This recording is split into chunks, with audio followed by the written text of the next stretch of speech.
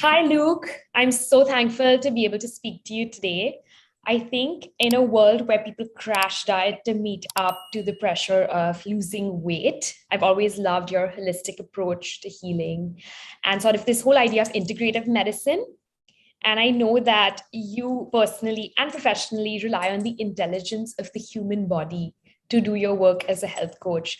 And I use a very similar approach here at UnFix. And so I'm very glad to have you here to speak more about the topic of the mind and body connection.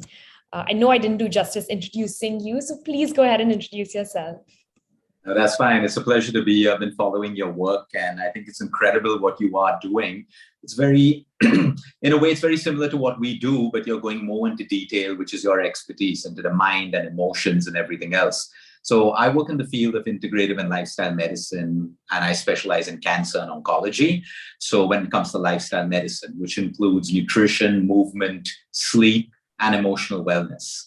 So as you can see, it's an entire holistic model, and that's the model we use with our patients, whether they're in Dubai, New York, across the world, and India as well. It's been very successful because while the medical world and in integrated medicine, we're not alternative medicine. We are integrated. So we have doctors on our team. We work with oncologists, we work with radiologists, surgeons, and everyone else. The point is, while the medical world will look at a symptom and a treatment, we look at the root cause.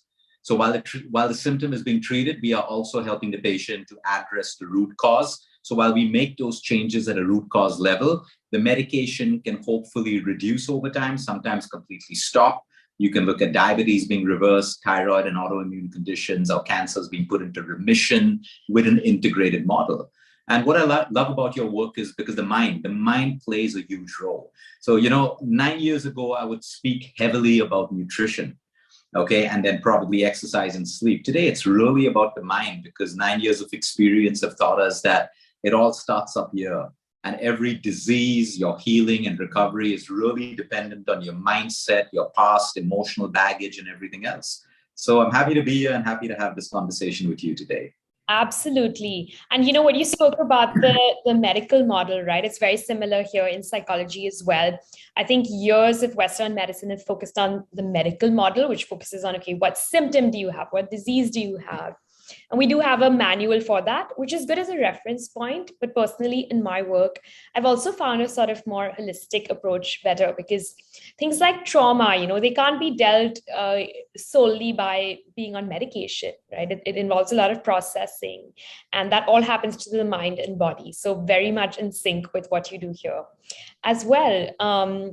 So thank you firstly for your appreciation and happy you're following us. And we feel the same about your page. I just wanted to sort of talk about this connection that you brought up between the mind and the body, right? So formerly, philosophers have thought of these two as very separate entities. But I think recently we've realized as a field that the mind and body are not separate entities, although they're often treated like that. And physical and emotional health are so intertwined. And anyone who's gone through anxiety knows that, right? Where do you feel it? You feel it straight in your stomach, you feel it in your heartbeat. So which clearly goes to show that our chemistry and biology impact our mood and emotions and our thoughts and beliefs with the factor they play on each other, So how have you seen this mind-body connection in your work with the clients that you've worked with? So I think the longest time is, parts of medicine, the medical world, alternative medicine. Everyone's fragmented the body. So there's a kidney problem, you look only at the kidney. There's a heart problem, you look only at the heart. But we understand through medical science, I'm not just going to say science, through medical science, that there is an axis that connects the brain and the gut. And it's a two-way process. We understand that there's communication happening between the spine and the brain. We understand that there's communication happening between receptors in the pancreas and the circadian rhythm that controls everything from light to dark to your emotions. And that's why you feel a particular way at night and a particular way when you wake up in the morning. So it's always there. Then we have the vagal tone, which is huge today in medicine and in integrative practices. We look at reducing anxiety by stimulating vagal tone. And that's only possible if the brain and parts of the body are connected with each other. So I think it's the world is waking up to understanding the connection between the mind, the gut, the mind, the body. And today we also know that through the subconscious mind, that every thought is what generates a feeling and an emotion, and then your experience and your behavior. So like I always ask people to show the mind-body connection. Like if I ask you to be sad right now, can you just be sad because I'm asking you to do that? And the answer is you can't unless you have a sad thought. Okay. Or I have to make you angry or say something that makes you angry that first creates a thought.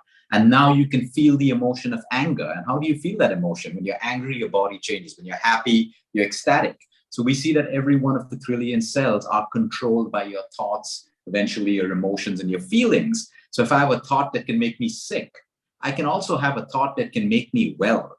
Now, when I say this, I don't say it in an airy-fairy way. There's also, you got to take the medicine if you need it, do the nutrition, take everything that you require, your movement. But I mean, when we look at pharmaceuticals, why do they have a placebo approach? Before any medication is put out there on the market to sell, it has to go through a study, a double-blinded study, placebo study, because placebos are real. Pharmaceuticals know that. So the point is the connection, the use of your mind, nocebos, placebos are huge. So if most people today are stressed out, it's really not too much about the nutrition. And I'll tell you why, because, in India, we work with less privileged people. We work with under poverty line, where people don't even have access to almonds, forget about pumpkin seeds and superfoods. But some of them are way healthier than people who are living in metropolitan cities that have access to all the superfoods and stuff like that. I mean, their mind doesn't have a poor relationship with food. They're just grateful that they can get something to eat. And that food is keeping them healthy and alive and thriving. At the same time, you have a whole set of people in metropolitan cities and countries that are so stressed out about what they eat and how many seeds they ate, and it's not working for their health. So there's a lot to see between the mind and the body, the way we think, our relationships with food, disease, and everything. Absolutely. I think very often drugs are used, right? Instead of teaching people skills to deal with distressful sensations, drugs are used. And like you said, of course, it's good in combination with therapy, but ultimately I see it as a pair of glasses, right? When you wear it, you can see better, but as soon as the medication wears off or we take off our glasses and you're back to square one. So you're right about the root cause being addressed.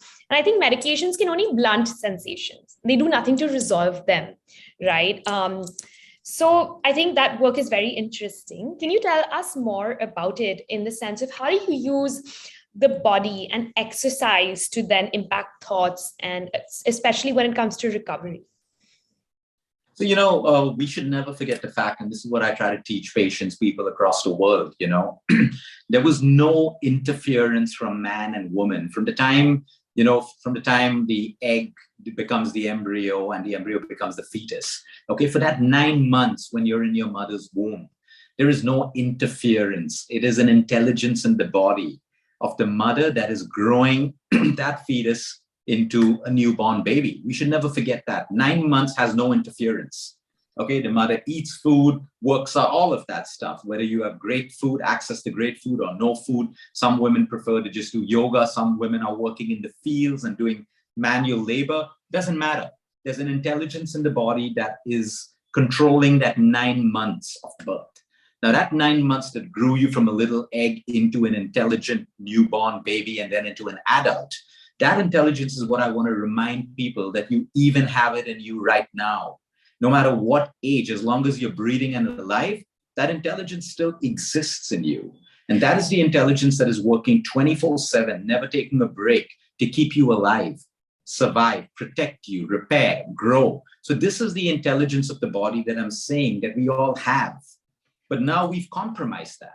We've compromised the intelligence of the body by trying to add complication, do things which are not necessary, pollutants, smoke, excessive alcohol, okay? Then eating the wrong foods, eating too much of the right food as well, overeating, undereating, starving, sedentary lifestyles or overtraining, sleep deprivation, huge, or chronic emotional distress. All of this impacts the intelligence of the body. If I have 1 or 2 nights of sleep deprivation, I've compromised my intelligence. The same intelligence that could be protecting me from a virus, a germ, a bacteria, the same intelligence that could be helping my cell, which is mutating abnormally. There could be a signal that goes to my immune system and there's cell apoptosis, which kills a potentially growing cancer cell. Mm-hmm. All done by the intelligence. You and me, we both have cancer cells in our body right now. What's keeping us cancer free? Our immune system. Every human being has cancer cells in them. But when they start to behave abnormally, our immune system, destroys that cell and we don't have cancer. So technically, any patient who has cancer, you can say right up front that there was a breakdown in their immune system. Now, while you do your chemotherapy or whatever treatment your doctors deem fit for you, why did the immune system break down is primarily what we want to look at. Was it nutrition? Was it deeply rooted stress? Was it emotions? Was it lack of exercise, too much of exercise? Was it pollution? Cancer is a multifactorial disease. It just doesn't happen. There are many things that contribute towards it, but you got to address it if I want to make sure that the patient stays in remission after the chemotherapy or surgery or whatever it is. And that's how all of these things play out. So exercise as well, endorphins. Okay, it makes me feel good. Blood circulations. Blood has to continue circulating. And that's why we exercise. And that's why a sedentary lifestyle is bad for us. The same thing with nutrition. I can have foods that make me feel really good and energetic. And I can have foods that give me instant energy for 5 to 10 minutes. And then I have a crash. And then I have cravings. And I want more and more and more of the bad food. So nutrition plays a huge role in your emotional and mental health. So does your exercise. Now, if I tell you that you have to weight train, even if you don't like it, okay, you start forcing yourself to do something that you've already rejected in your mind. It's really never going to work for you. Absolutely. But if I want you to build muscle, and you can do it through yoga, you can do it through body weight exercises, calisthenics, dancing, it's still the same thing, but I'm getting you to do something that you enjoy, and at the same time, it's good for your body. So, these are the things that kind of make a huge difference. And that's why it's called integrative and lifestyle medicine. So in fact, I have a question for you as well. So you handle a lot of patients who have emotional, deeply rooted problems. I see your content, on people, on how to release suppressed emotions, relationships and all of that stuff. So, the thing is, while we get them to change their lifestyle, they also need to process what's going on in them. Correct. So what are some of the techniques that you use, and what are some of the techniques that you have found successful with your patients across all, age categories? Above all, to take from one of my favorite books, The Body Keeps Score, which is, by the way, must read, all about how trauma is stored in the body. I've learned that, number one is befriending your body, right? And so when I see clients with trauma, it's all stored in their body. And they don't recover until they befriend their bodily sensations. Like you said about being angry, right? Angry people live in an angry body. So, for example, when I see child abuse victims, right, the body of child abuse victims are tense and defensive until they find a way to naturally feel safe and to tell their body that they're safe. So often you'll find them talking like this, not being able to maintain eye contact, not being able to have that capability for intimacy and joy. So it's all about sort of befriending your body. And we do use a lot of mindfulness work to see that how can people open up to and explore their internal world. So what I do typically is I'll help my patients always give a name to their emotions as to where they feel it in their body.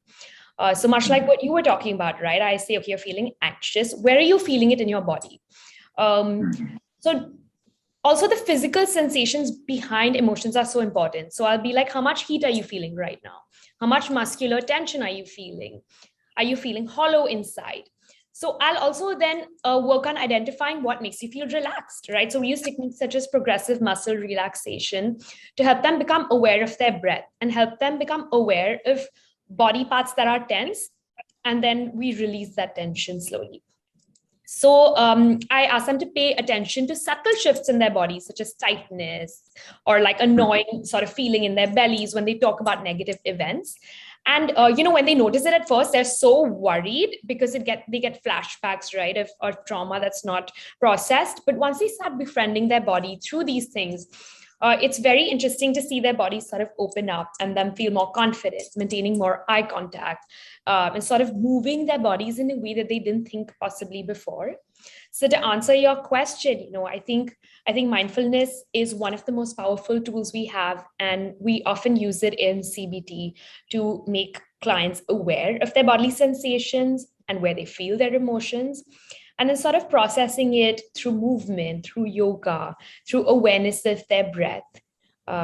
So I don't know if that answered your question in sort of. No, I think that's amazing. What I like about the technique that you just explained was, a lot of people don't know how to express themselves because they've gotten so good at coping with suppressed emotions, either with alcohol or filling voids with, drugs, substances, smoking, whatever it is. I mean, it doesn't have to be just those vices. It could be even over socializing, mindless sex, all of these things, over shopping. So people have gotten so good at coping with them that they don't believe they have a void, but it's still there. It's festering in them. So I like the fact that your technique gets people to actually look at expressing themselves, because a lot of people, they say, I'm fine. When we go down deeper and deeper, they realize that they've just been covering up voids. And that's why a lot of their healing and recovery isn't sustainable, or it's being delayed, or it's slowed down, or it's not happening. So I really like that about your technique.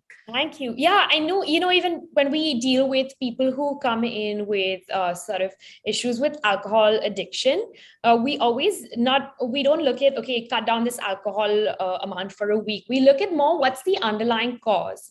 And that's the very basis of UnFix, actually. So it's very interesting that you bring that up, because the idea was all about unfixing your emotions, right? So we always think of something as a quick fix to emotion, be it medicine, be it Netflix, be it like eating, be it drinking, be it like gambling. So it's all about unfixing your emotions, releasing them from your mind and your body. And so that's why mindfulness works. I think cognitive behavioral therapy focuses a lot on mindfulness approaches. And more importantly, the cognitive behavioral therapy has been found, in an evidence-based world to modify neural circuits involved in regulating fear and other negative emotions, right? So when they did a study on clients who had gone through CBT, we saw that there was increased brain activity in areas related to cognition, which really shows how much the brain and the body are connected in so many ways. So some of the work that we definitely have in common. So I wanted to ask you also, you were just talking about the intelligence of the body, right? So going off that, what is your understanding of how the mind has intelligence to guide our food choices? So absolutely. I mean, everything's controlled by the mind, right? So now if I'm craving an ice cream, it started first in my mind, right? It can also be, and there's a two-way communication. It could also be because I've overeaten carbohydrates, I have a sugar spike. Now my pancreas produces insulin. Now I have a crash. And because I have a crash, my body sends a message to the brain as a craving for more energy because I have a glucose crash. So you see, it's a two-way process. Now, of course, the mind has an intelligence of its own. I mean, the beauty is when we look at memories, when we look at dreams, when we look at how sometimes a smell can remind us of our childhood. A particular fragrance can remind you of something that happened when you were a child. I mean, that just shows us the intelligence of how much is still within us. So we could have the good stuff, but we could equally have the bad stuff. And that's why it's so mindful to be, it's so important for us to be mindful about, how much of energy we are pushing towards thoughts or memories that serve us and those that don't. So whenever we look at cases like we also handle a lot of child abuse in India. It's huge. I mean, we have cancer patients who are now 64, and finally at the age of 64, they've expressed to us that they were raped as a child or molested by an uncle in the family, and they haven't spoken about it for years out of the whole fear of being judged and, or being told to keep it, undercover and stuff like that. But you should see, once they express it, they break down, we allow them to cry. I mean, there are no words to say that can take away the past.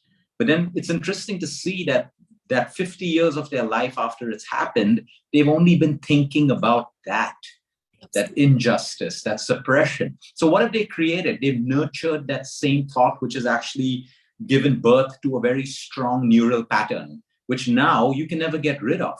But I can build on a negative neural pattern by creating a new thought or an experience that, okay, that happened. So every time I think of that, okay, it's very difficult for the person who's gone through it. I've not gone through it, so it's way easier for me to say it. But the point is, if I have that negative experience from my childhood or from my life or whatever, and I keep thinking about it, I'm making it stronger. I'm making the neural connections in my brain stronger. So everything with that, the emotions, the feelings, it gets stronger. But now if I stack on that, so every time I remember that, okay, I had this bad experience in my childhood, but now I've overcome it. I have a great life. I'm different as a person. Things are great. So I'm weakening that neural pattern and I'm strengthening a new one. Absolutely. Which is why mindfulness is so important for us, because it's impossible for us to decide which thoughts we want to nurture. So that's why with mindfulness, I'm very well aware of my feelings. If I'm feeling negative right now, something's not good. If I just take those few minutes to be mindful, all I need to do is check what I've been thinking and I will find my answer. Now, if I start nurturing those negative thoughts, I'm going to feel negative. But if I can stack on them with something positive or create something new, that's why I'm against people promoting always be positive, be toxic positive, positivity, think positive. Right? Yeah. I'm completely against that because it's not possible. And all of us will feel bad because it's impossible for us to be positive all the time. But what we can encourage is that when you're negative, be aware of the thought, think about it. But now how can you convert that into something else? Right. So you're building a new neural pattern. Right. So I like what you said about mindfulness. Yeah, definitely. So it's about coexisting of negative and positive thoughts. And, like we say that you see a lot of cars on the road, you don't get onto everyone. So similarly, you see a lot of thoughts in the mind, and you don't have to only cling on to the negative one. And that's where a lot of cognitive biases come in, right? Where people I see with depression and anxiety, they sort of are very biased into only catching onto the negative thoughts in their life, and they ignore evidence against those thoughts. So that's sort of where also my work comes in. Yeah, to take forward from that point, it's difficult for them because some people in depression, even if they want to try to think something nice or there's a lot of good happening in their life, they find it difficult to focus on that because a lot of people don't understand that you can also get addicted to sadness. You can get addicted to your victim mode. Right. The same way we like to be addicted to happiness, but no matter how much we have, sometimes we move between emotions. Absolutely. So sadness, you can get addicted to it. After a while, people it feels normal for them. Right. That's so important for us to understand and kind of break that pattern of addiction to even sadness, anger, abuse. A lot of people get addicted. So you'll have a lot of women who don't leave their husbands, even though they're getting beaten. And you ask them, no, I still love him, whatever. So when you go deeper into all of these things, there's a particular addiction that has to be broken to even in emotion. Absolutely. I completely agree with you. The addiction of sadness. I think I see so many clients who are depressed sort of clinging on to that because that's just a natural state of mind that they remember. And they're almost scared to get out of feeling that way to kind of adapt to the new normal. So completely second you on that. Look, I know we're also running short on time and you have a lot of clients to attend to who sort of need your help. Any parting words that you'd like to give my clients on how to utilize this mind and body connection better? So I think, I have one line today, which I've been using for a while, which is simplicity is the new luxury. And how do you apply that to your life? Complication is not going to fix anyone's problems today. We know that. Okay, it's simplicity. So now that we understand that our emotions are our responsibility, no one is making me sad. No one is. Someone's done something, but the thought, is still in my control. So I think all of us have to understand that, number one, take responsibility. It is your responsibility. I can take help from you. You will, with your expertise, be able to coach me, put me on the right path, but I still have to be responsible for my emotions, my thoughts, my depression, and everything else. I can't outsource it to you. I can't come in front of you and say, hey, you're amazing. These are my problems. Fix me. Fix them. No, I still have to take responsibility. So, have a simple approach. Whatever you're trying to fix in life today, simplicity is the new luxury. Even my most complicated cancer case is solved with simplicity. So those will be my parting words. And understand, I think there's a lot that you can take away, from even what you said. Fantastic stuff. So put it together and break it down. At the end of the day, we are responsible for everything happening in our life.